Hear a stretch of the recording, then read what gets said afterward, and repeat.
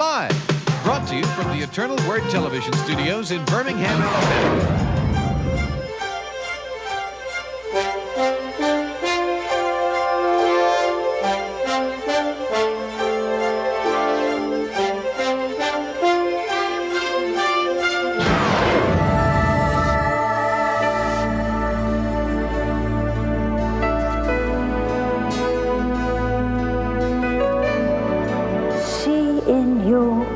Love, the compassion of Jesus. The most glorious work of all, to praise God in His kingdom. Moved by the Spirit, one who lives in love lives in God, and God lives in him.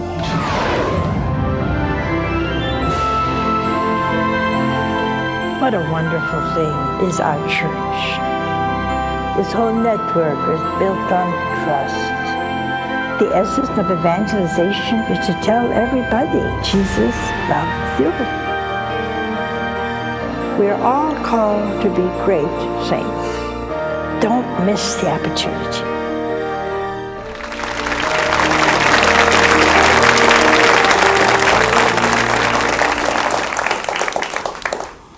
Well, how are you? I still got my cold. We've kind of become attached to each other, you know. You getting attached even to a cold. Anyway, I brought you something I thought you would like to see. I got this very nice lady sent me this from Spain. It's handmade. It's handmade. Now please don't lose your hat, okay? He has a problem keeping his hat on. And now, here we go. That's good. Now this is a picture of the child Jesus. As you know, it's a statue. This is a torch. Years and years and centuries ago, they had to have torches. And so, this is a torch. And he's been looking and looking for a lost soul. And there he's put out his torch. Now, he's got this little bell around his hand, and he's trying very hard to hold on to this little black sheep. You say, why'd you got a black sheep? Well, that's the one he's looking for. But here's the problem he has, see? The problem is that he caught him, but the black sheep, well, he's just not too sure he wants to go along. And so what's happening? He's crying. Here's a little handkerchief. And the child Jesus is crying because even though he caught up with him, what do you know? He doesn't want to follow Jesus. See? And I think I brought it for you to see because I think, well, this little straw hat, I think it's real cute. Very cute. It's got a little ribbon back here, made out of satin. He looks good with it. I just have a hard time keeping it on him. But anyway, let's put your hat on. There. But even though our dear Lord looks and looks for us, so many turn away. That's the problem, huh? He never. See, the fact he's crying and he had to put his torch out because he caught him, but he doesn't want to change. See, that's the story of this little statue that was handmade in Spain. And I just couldn't resist showing him to you because tonight we're going to talk about forgiveness. And, well, I think we are. Anyway, we're going to talk about forgiveness. And you know, one of the people we have a hard time forgiving, do you know who that is? Huh? Is ourselves. Huh? Isn't that strange? And sometimes we find it easier to forgive somebody who did something rather stupid. And we can kind of forgive, especially if they live 800 miles away. And we don't have to talk to them every day. And we can forgive those kind of people real quick. But gee, there's a point now that we carry us with us all day, all night. And I've often wondered why it is so. Because people go to confession. See, if this little fellow would go to confession, he'd be all white. How you like that, huh? And then the baby wouldn't be crying. I used to say, this baby's dressed up, I can tell you. He is dressed up. He's got these little pants on, and he's got slippers. But see, he's crying because there's no change. And I think people who do not forgive themselves, see, I think we do God a dishonor. You know, one of the virtues most pleasing to Jesus is trust. If you go to confession, and you already lived it up, okay? Let's get a big sinner, not these little bitty ones, that, just yell at people and never really do anything big. Let's get a big one. And you've gone to confession, and you really made a good confession. Now you walk out. You say, well, I feel humbled. Well, is that humility? I don't know. I'm not sure. Why? Because you didn't forgive yourself. And you would think it would be easier to forgive yourself because you can excuse yourself. Don't you excuse yourself? Yeah, so-and-so made me do it. You ever say that? If she wasn't such a pill, I wouldn't have lost my temper. You ever say that? Yeah, we all say that. We blame somebody else. Well, maybe if you lived in the desert, then what would you do? You had nobody to blame. So that's one thing we do. We're not humiliated so much, because humility makes me know myself. Do you know yourself? Are you this little guy here? This little black sheep? Do you really want forgiveness? Now, I've heard a lot of people say, well, I accept confession. I know I'm forgiven. Well, then what is your problem? Huh? If you know you're forgiven, why haven't you forgiven yourself? You say, well, I never thought I would do such a thing. Oh. Humility said, yeah, buddy, you're lucky you didn't do worse.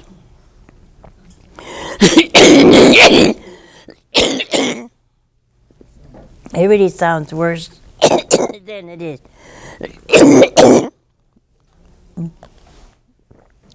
Well, now I don't have any place to put this thing.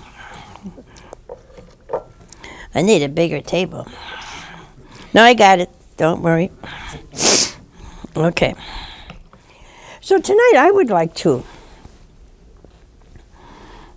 give you just a new idea.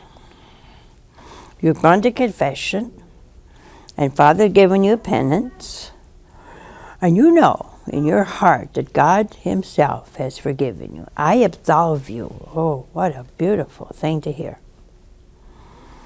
Now you start walking away, and you're going to do one of two things. Your heart is going to burst with joy that you're back with the Lord. Or you're going to just lament, and you're going to think what? Of God? No. Of being grateful? No. Of being regretful. You really can't believe you did this, and so you don't forgive yourself. You say, well, I don't feel forgiven. Oh, you can't go by your feelings. You see, our church teaches us that once you've made a good confession, and that priest says, I absolve you, that's the Lord. See? But now when you go away, you think about it. You get up the next morning and you think, oh no, why did I do that? Now that's a total lack of trust. Total lack of trust in the awesome forgiveness of God. See? You remember the time I said on the air, go to confession. And when you're done, go out and have a big ice cream soda. Celebrate. And a man wrote to me, he says, I hadn't gone to confession in 30 years. Do you mind if I went and had a pizza? I said, have 20 pizzas. But see, we have to celebrate. We have to just go and say, thank you, thank you, thank you, thank you, Jesus. Because that kind of remorse is not of God. See, if you look at Peter and then look at Judas, you think, well, Judas did pretty good. He threw those silver coins back. They didn't want them. And he hung himself. Oh, wait a minute. That was not accepting forgiveness. It wasn't even asking for it. See, he despaired.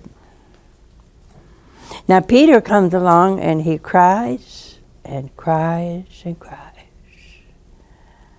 And in the boat, you remember after the resurrections, the apostles went fishing. That's why I think they were Italian Jews. Nobody will prove me wrong. I don't think you will.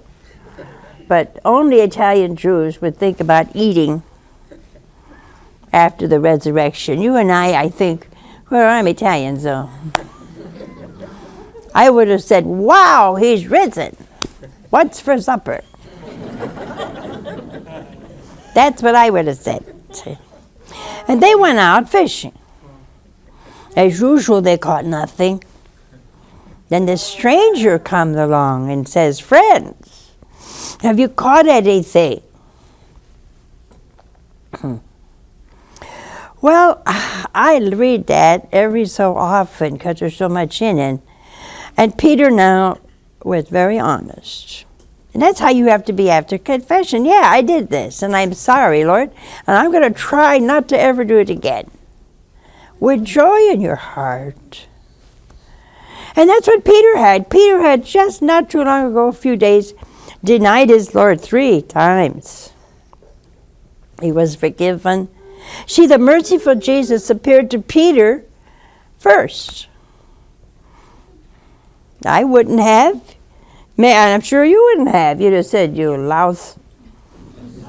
Or if you may call him something worse. All I did for you, I made you the head of this church, and what do? He didn't say anything like that. Nothing. How would you have felt when you threw that net, and he said starboard side?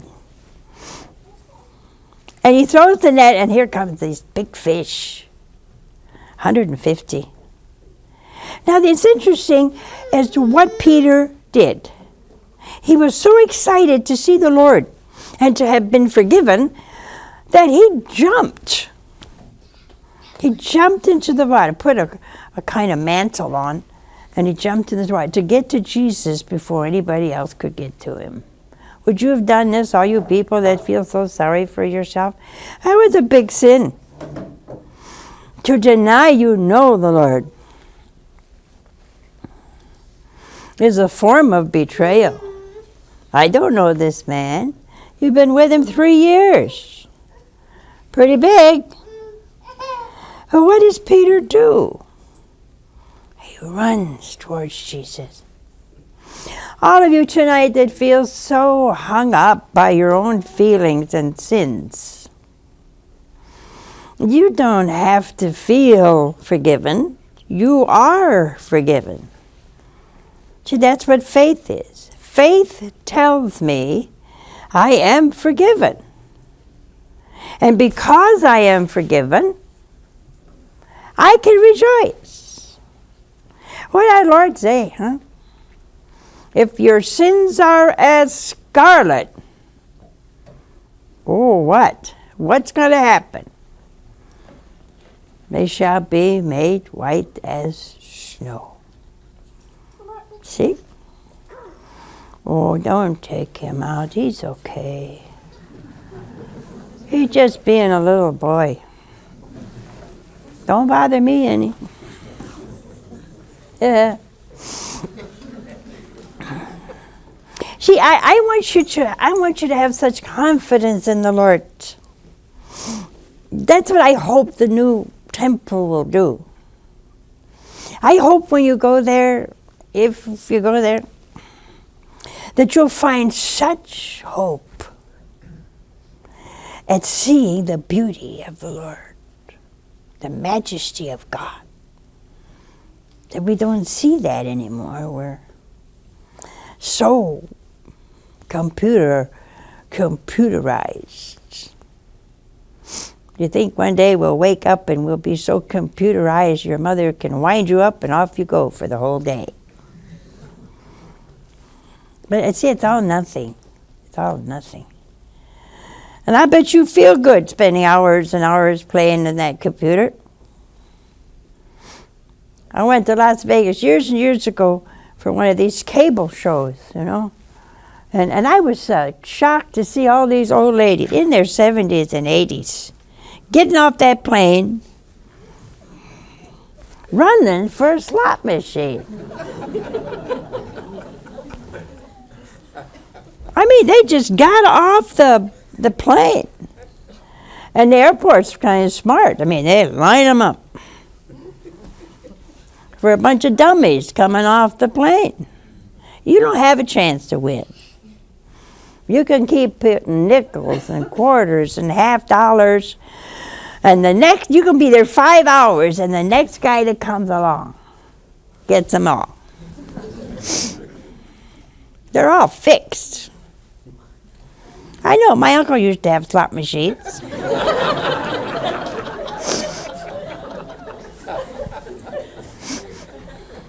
Yeah. I come from the other side of the tracks, see?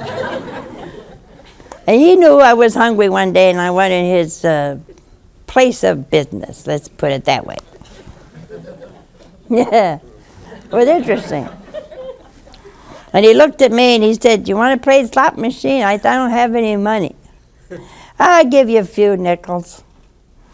And he said, "Wait a minute, it's broken." I said, "Really?" "Well, kinda." And he went in the back of it and he started fiddling around with the slot machine, and I put one nickel in and it's emptied. Boom. And I brought him home in a bag, a little paper bag, and my mother looked at me. "Where did you get all that money?" She thought I stole it somewhere, you know. And you can't steal that many nickels. I said, "I won them." "Where?" "Uncle Honey's place." "Oh, yeah? Bring them back." "You didn't win them. He fixed the machine." I said, "Well, I got them. I didn't care if he fixed the machine or not, you know?"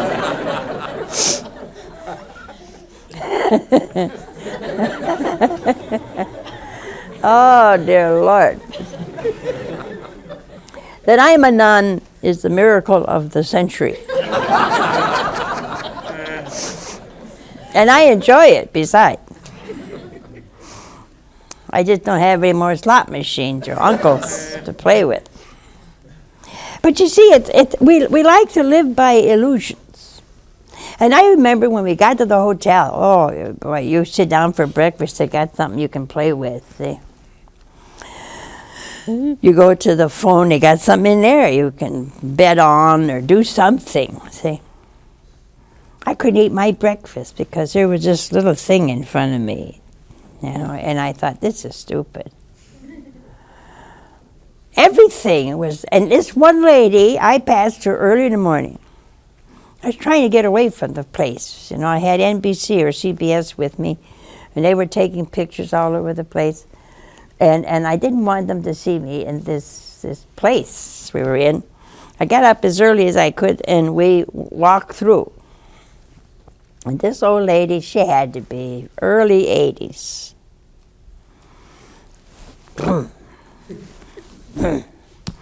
I bet she had the strongest arm in town. The strongest arm. Well, I went for lunch, and there she was. I went supper time, and by golly, she was at the same machine. And I wanted so bad to say, lady, you got one foot in the grave. You're not going to win no matter how long you stay there. But she was having such a good time losing quarters. Now, why is it? That's what I want to know. You're going by feelings, right? You want to go by feeling? Okay, they all feel good. But when they leave, oh, they may make a couple $100. Sometimes people, when they feel guilty, will send me 10%, and they'll say, I was in Las Vegas. Well, that's interesting. I want to say, what are you doing there? And I won, but don't say how much they won. And this is 10%. $10. Oh, you didn't win very much. I like to know what you lost. Nobody ever tells me what they lost. But they said at the end, every letter mostly will say, we had such a good time. Well now, do we know how to have a good time? Don't you think if you've not been to confession 10, 20, 30, 40 years, don't you think that you'd have a better time by going to confession and say, Lord, you're so wonderful. You have forgiven me all my sins. Oh, that has to be the most wonderful feeling, if you want a feeling, in the whole world. All that burden, all that guilt is gone. Mary Magdalene had a lot. That she had 7 devils. What's that mean? Well, it means she did every possible sin you could think of. She did it. Now, your mind, see, is where you make a mistake. When Mary Magdalene went into that banquet hall, you got to wonder how she got in there.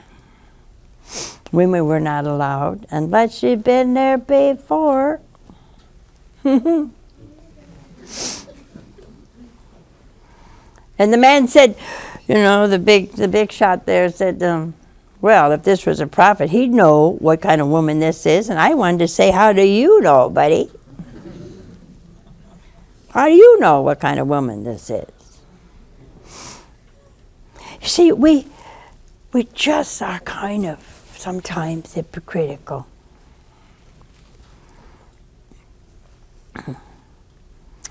Mary Magdalene was grateful. And she was so grateful, she cried. Oh, she must have had a long list. She cried, and she got our dear Lord's feet all wet. She had long, beautiful hair, and she took her hair and wiped them off. Everybody was criticizing her. Now, I know some of you by temperament are not emotional. You go to confession, you say all your sins, and you walk out, and that's the end of it. You don't feel anything. That's okay. Don't worry about it. The Lord never said, blessed are those who feel good after confession. You're lucky you got in there, most of you. And even though it's dark, you wish something would open up and you'd fall through the floor. But you see, you got to thank God. This little guy here, isn't he cute? I think he's cute. He's crying. Crying because you won't go. See, while you're frustrated over yourself and thinking of yourself all the time, he's crying. He's crying. He wants you to come back. You say, well, I know that priest. He's worse than I am. Well, so what? When he's in that confessional, he's Jesus to you. He'll have to account for his own sins. But he has a special gift from God. Why don't you go, huh? Why don't you say, well, I'm not going to feel anything. Oh, I think you will. You all know when you sin and how bad you feel about it. Now you can get to a point. You know, I talked one time, years and years and years and years ago, to a man who, well, he just did the wrong kind of things, you know. I said to him, don't you feel bad when you do these terrible things? He said, I used to. I said, you used to? Well, I don't anymore. You don't want to get to the hardened state, you see, where nothing really matters. And what happens, huh? Well, when you don't go to confession year after year after year after year, you run the risk of having a hard heart. And I'll make a bet you have a hard time forgiving, huh? Some of you wake up in the morning and you got Aunt Susie on your mind. And you hate Aunt Susie, or you hate your mother-in-law, or you hate your father-in-law, or you hate somebody. But see, what happens if you die with hatred in your heart? Not too good. Not too good. And you got to think that the person you hate the most here may be the first one to greet you at the pearly gates. Now what would you do? Ever think of that? Would you look at that individual and say, you're here? Reminds me of the little classroom I gave a talk to years ago. I forget, they were 6th graders, something like that. And I said, how many of you want to go to heaven? Everybody lifted up his hand, except one little kid. He was like, oh, I said, you don't want to go to heaven? He said, not if this gang goes.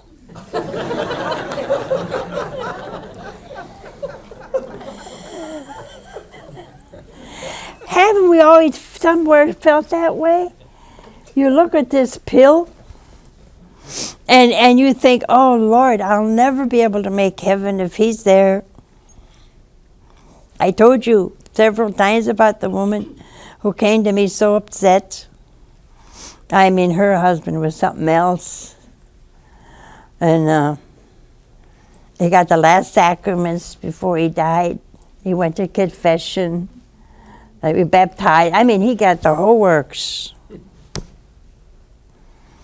And she was mad as a hornet. And I said, well, aren't you happy? No, she said, I am not happy. He was a rat all our life. Ooh, boy, that's pretty bad, you know. I said, but he went to confession. He was baptized. Yeah, that's what makes me mad. The louse is going straight to heaven.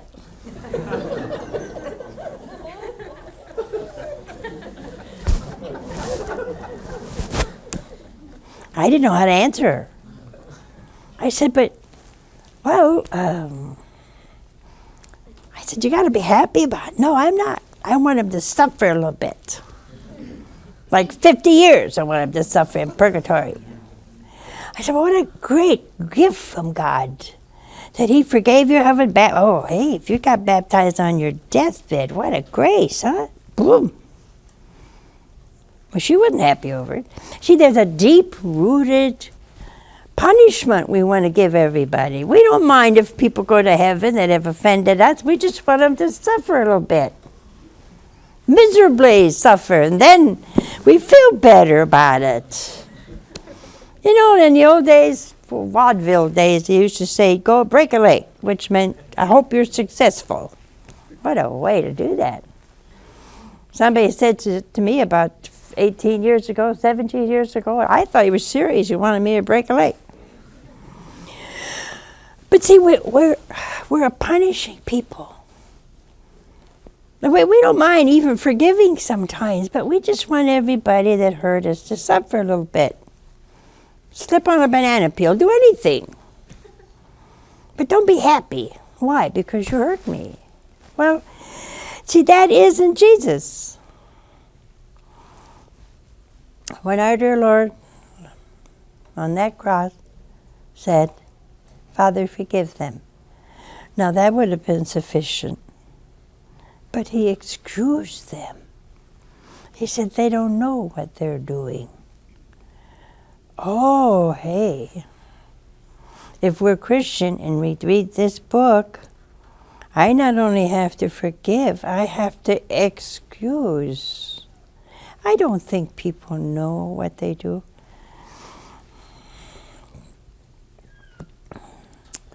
Most of the time, we don't know how we aggravate everybody. We think everybody aggravates me.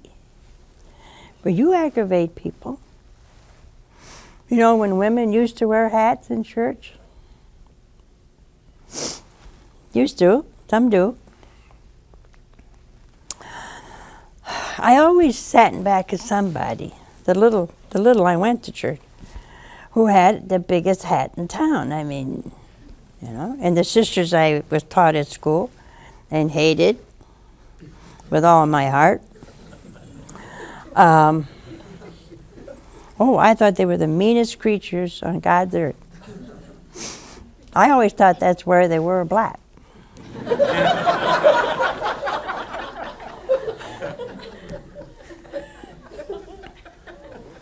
I used to look at them like I was trying to find out what makes the nun so mean. Anyway, so they would look at you and like, what'd you just do? You know, it looked like it was accusatory. I don't think they do that today. And maybe it was just me. But you see, we have to look at each other not only with a forgiving heart, it has nothing to do with feelings. It has to do with faith. You say the Our Father, huh? You do? Mm-hmm. Forgive us, as I forgive. You really mean that? You know what you just said? Forgive me, Lord, as I forgive. Oh, boy. Well, then that's what you're asking for. Give your neighbor the benefit of the doubt. You know, they don't mean it. They really don't. Most of them are being themselves. Some people are very frank. They think they're being honest. Where did you buy that horrible dress? Well, if you think it's horrible, we can't help that. You don't have to say it. Just, I'm being honest. No, you're being very hurting. Do you like this painting? It's horrible. Who made it? I did. Oh, really? You obviously don't have any talent.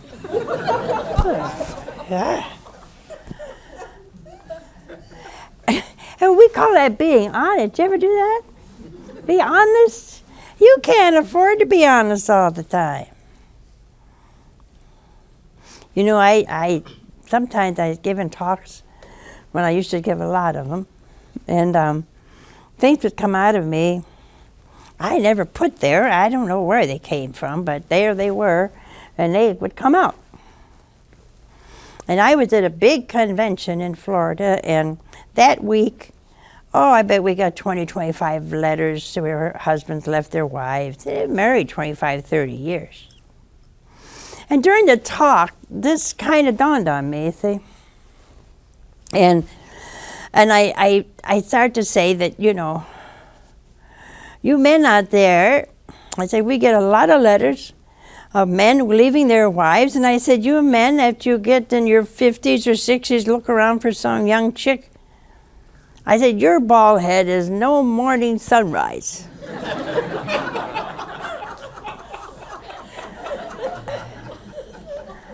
I thought Father Bertolucci was going to fall off his chair.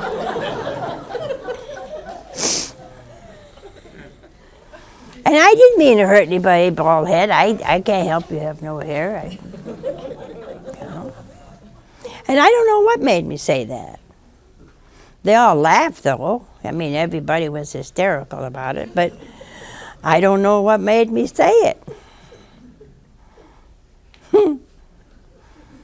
See, now, if somebody was offended, it wasn't my fault, because I don't know where it just came out. That's all. Now, if they would say, I'm mad at Mother Angelica, I'm never going to speak to her again, it would be kind of stupid. See, because things come out of us that we don't mean, you know. If I saw somebody that had a kind of rainbow dress on, you didn't know what was coming next, you know, I wouldn't like it. And I couldn't say, oh, you look beautiful. I just wouldn't say anything. We have to watch out when you're dealing with your children before you say something hurtful. Why don't you think of what you would feel if somebody said to you what you're about to say to them? Because we get hurt very easily today over little things. We don't mean them. We're just kind of being ourselves. It's a part of our fallen nature. But if I think ahead of time, then if I have hurt somebody, why not just say I'm sorry? I had a couple they were having trouble. I said to the man, why don't you send your wife some roses? He said, are you nuts? I said, no, I think it'd be a wonderful gesture. He said, no, she'll think I'm stepping out. Oh, I said, she wouldn't think that. That's a beautiful thing to do. He said, you're sure? I said, positive. Well, a couple of days later, I got a phone call. And she said her name, and she said, something terrible happened. I said, what? My husband sent me roses. I said, isn't that nice? She said, no, he's stepping out. I said, yes, I know. You do? I said, yes. Who is it? I said, me.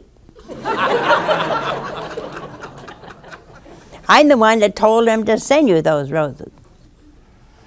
See, we judge wrongly.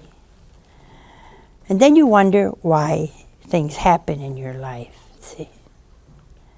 Give your neighbor the benefit of the doubt. And be careful what you say. Then when we're ready to go to confession, we have to be honest. Say, Father, I hurt somebody's feelings because I told them what I thought was the truth, and it turned out to be a disaster. Be honest. You can't fool God. He knows. All of you are hiding in the dark. Hey, forget it. He sees you, dark, light, whatever. He sees you. And he knows. You can't hide from God. All he wants you to say is, Father, I have sinned before you and heaven. And I'm sorry. Now, is that so hard? No, that's not hard. So what is standing between you and becoming a white sheep? Pride. I don't think there's one priest that hasn't heard it all. You say, well, he knows me. Well, there's thousands of priests around. Go somewhere else. Put a handkerchief on your mouth and they won't know who you are. The Lord never said the priest has to know who it is. It's like the woman that went to confession and she accused herself of putting on makeup. And Father said, that's not a sin. For you, Molly, it's a necessity.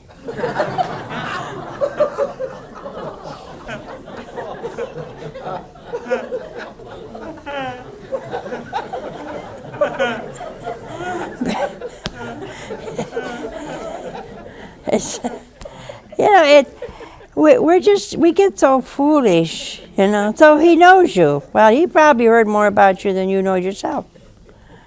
See, a little humility can go a long way. You never should be surprised at what you did, only what you haven't done, if you had the opportunity. Years ago I used to help a lot of women who had strayed.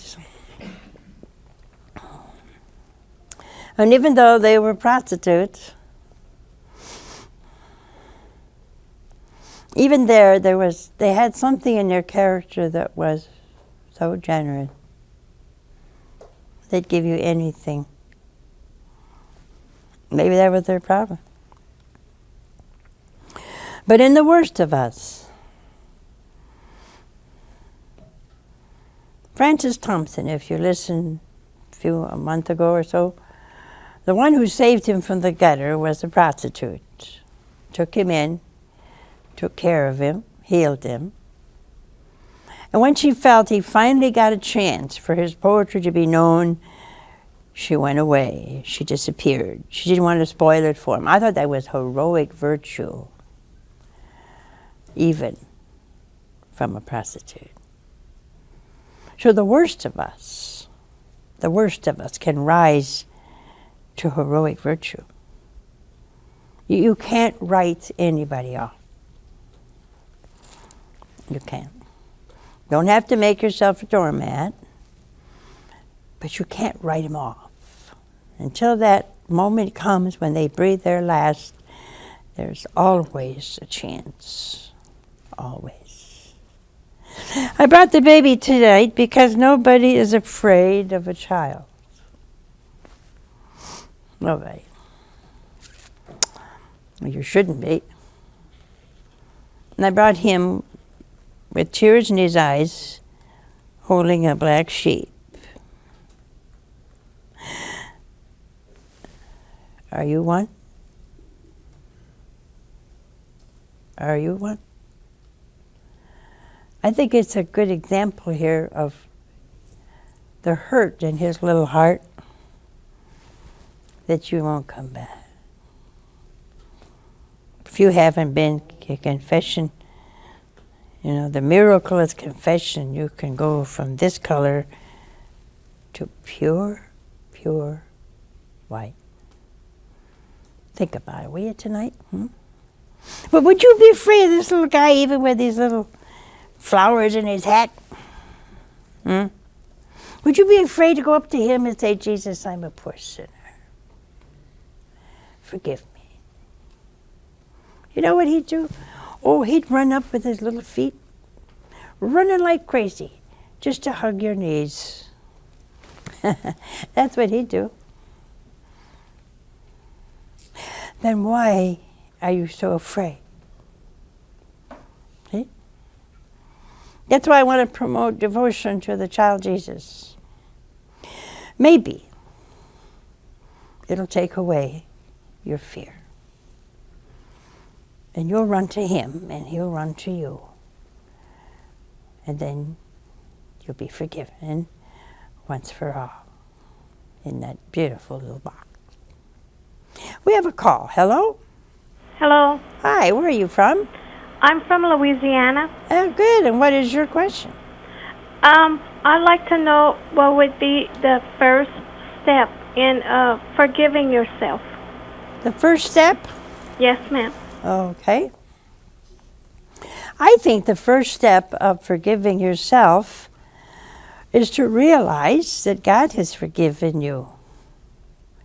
And you're a lesser being. You see, you remember the parable in the gospel where this man owed his employer $9 million. Ooh, boy, if I owed $9 million, ooh, I'd be one grease spot on that floor.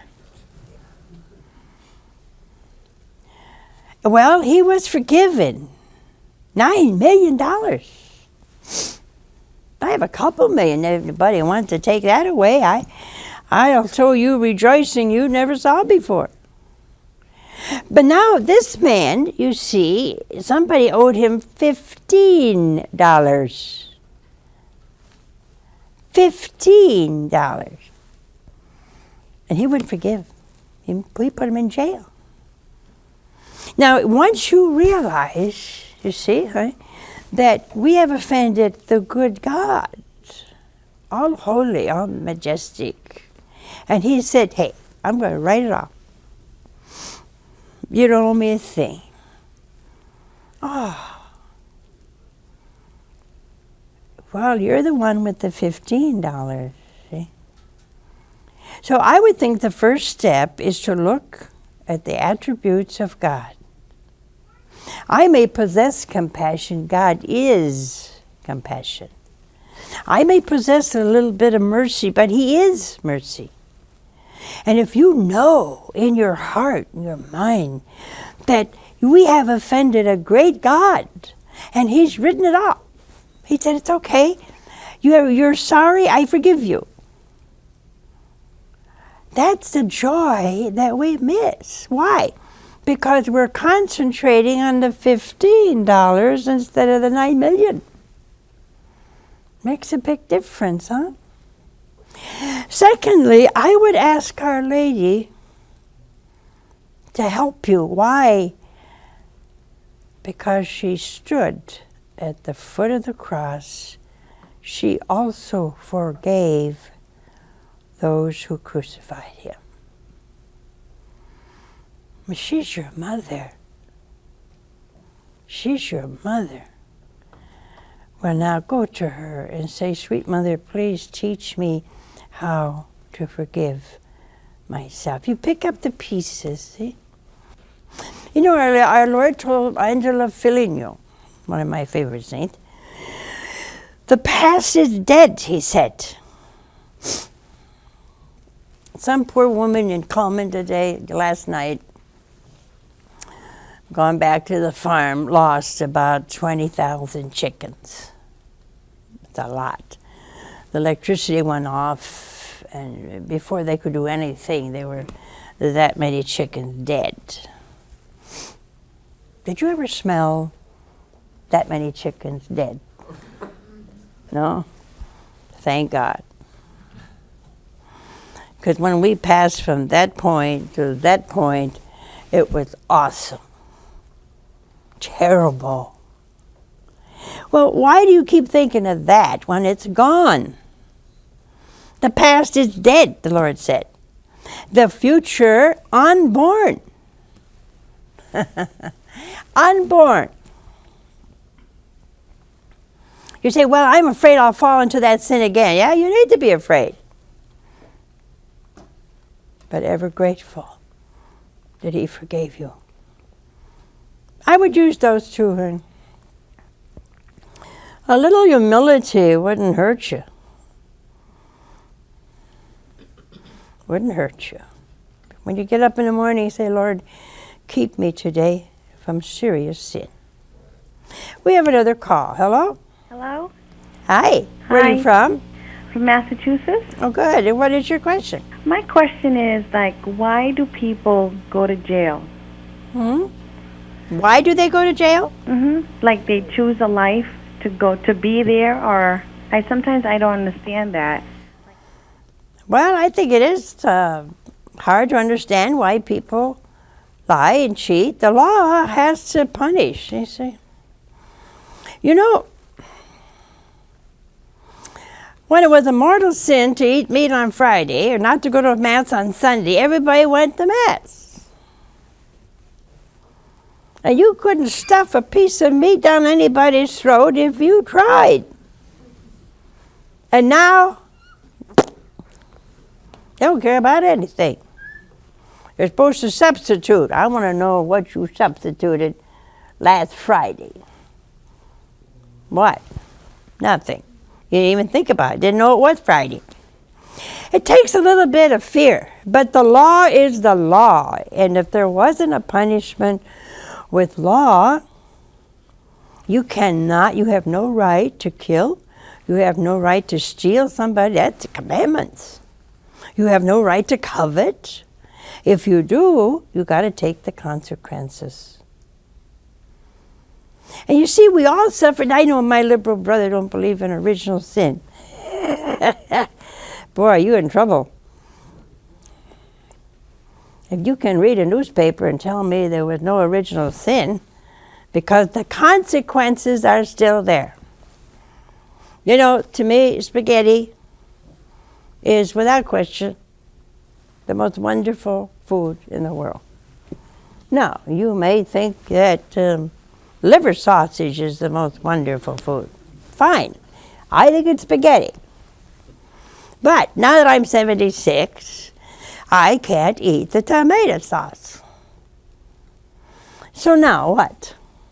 I know if I eat a big platter of spaghetti, or a second helping on top of that, I am going to have one rip-roaring stomach ache. So what's the point? Well, the point is I know I'm going to have a stomach ache. Now I eat it anyway. Who am I going to blame for the stomach ache? Me. I'd say it was worth it. That's stupid. It's not, that wasn't worth it. I take Alka-Seltzer, Tums, Maalox, all these things. What if I had just shut up and not eaten the spaghetti? There's other food there. So what? I refuse then to accept consequences. So if you kill or you lie or you rob, there are consequences. Has to be. If there were no consequences, if there wasn't a punishment, you wouldn't be able to walk out in the street tomorrow. Now we sin. Why? Because we have what we call the consequent tendencies. I told you about the twins that came in to see me years ago, and they had one of these all-day suckers, this big. And one come in and said, "You want a lick?" It's kind of sloppy, you know. But I took it. I said, well, he doesn't have too many germs. He's too young. So I went, he's real happy. The other one hid it behind his back. Now, these are twins. And he hid it. He didn't want me even to see it, let alone give it to me. And what is that? It's a consequence. He was baptized. He's a nice little pure kid. But selfish he was. His brother generous. These are consequences. I have to know that. I am Italian. I don't have much patience. I like everything done yesterday. Today is too late. I want it done yesterday. Well,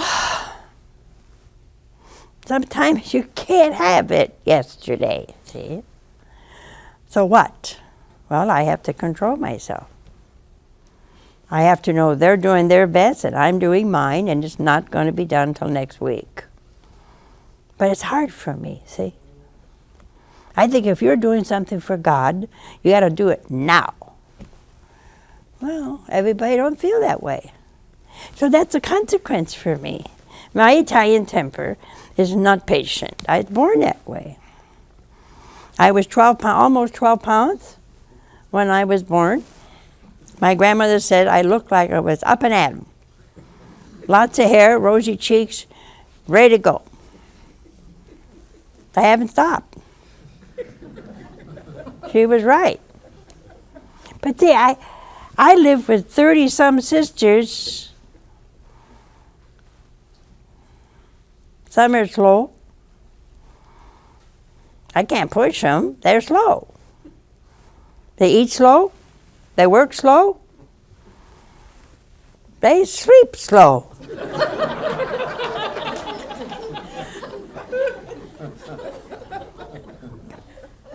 But I'm not like that. See?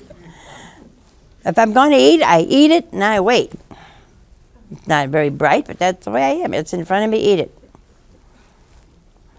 They take their butter or they eat one thing at a time. That aggravates me. By the time you eat, that aggravates you? The time they eat their beans, the meat's cold. And I watch them eating one at a time, one at a time, one at a time. I say, isn't it cold? Yeah. Doesn't it bother you? No. I hate cold food. Why cook it if it's cold? Now, nobody in my upstairs, my sisters are saintly. They have to be saintly to live with me. They don't care if it's cold. They don't care if it takes them 20 minutes longer to eat than it takes me. See, we're all different. We all suffer from each other's consequences.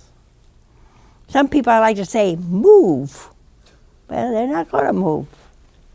They don't see why they should move. Isn't that aggravating? Yeah. Some of you are married people like that. One's very fast, the other one, Lord save it, can't move with a derrick. That's where we have to forgive and forgive and forgive. And now I got 30 seconds to tell you, please be generous to EWTN. Please be generous. It's very important. This network is yours, and we don't have anybody else but you. And these are summer months, and summer months are always hard. So please, before you go to bed tonight, make a resolution. In the morning, I'm going to think of Mother and a little envelope. Don't forget, I love you. Bye now.